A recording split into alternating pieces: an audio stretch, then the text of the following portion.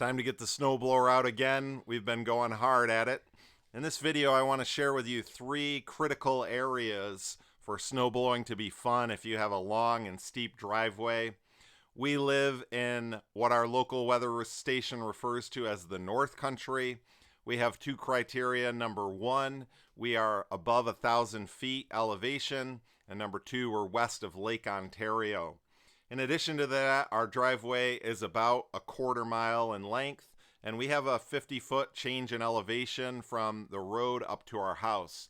So there's some unique challenges, and if you have that kind of dynamic going with you, or maybe you're where I was 4 or 5 years ago and looking at building a property, thinking about this driveway, how are you going to prepare for it?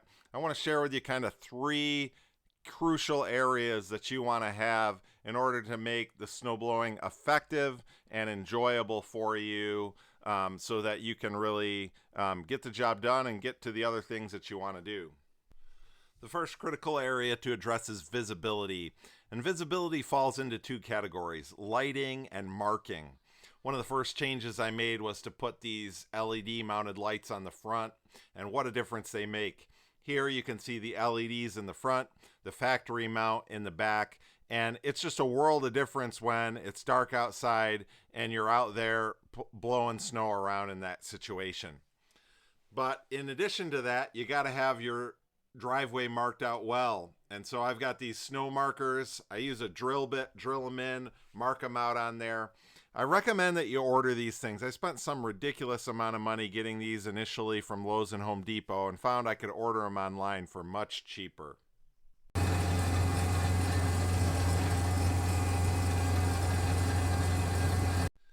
The second critical area for a steep driveway is tire chains for traction. And when I first started out, I thought that I could get away without these, but I realized pretty quickly that they're not a luxury, they're absolutely a necessity. You can see in this clip here, I did several times where I snowblowed it, and I thought I was okay without having them, but about 3 or 4 times I got pulled off of the driveway. And here you see that front tire and the snowblower, and what can happen is it'll get kind of off the driveway just a little bit. And if you've got some elevation there, I went down some pretty steep hills a couple of times. Thankfully, nothing bad happened. With this model, what I had to add with that was some wheel spacers in order for the chains to fit. So you want to kind of factor that in if you have some additional cost of getting the tire chains, if you need wheel spacers, getting those things put on. In my mind, they are a must-have. The third key area is what to do when things go wrong and get broken. The first, came across this. This is worth the whole video.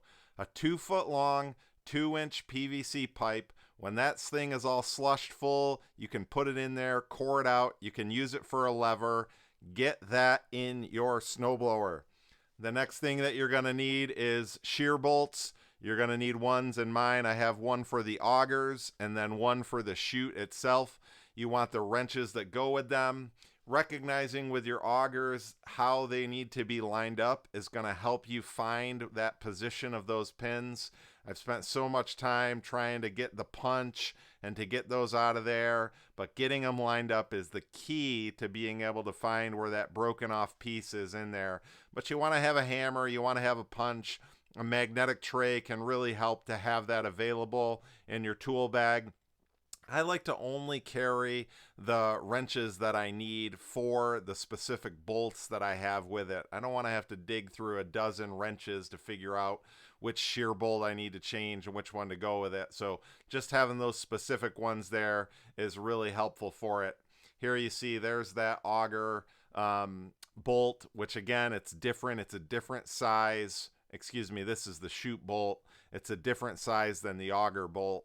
And so that one can get clogged up, especially when you have some slushy stuff that gets in there. That's been my experience with it.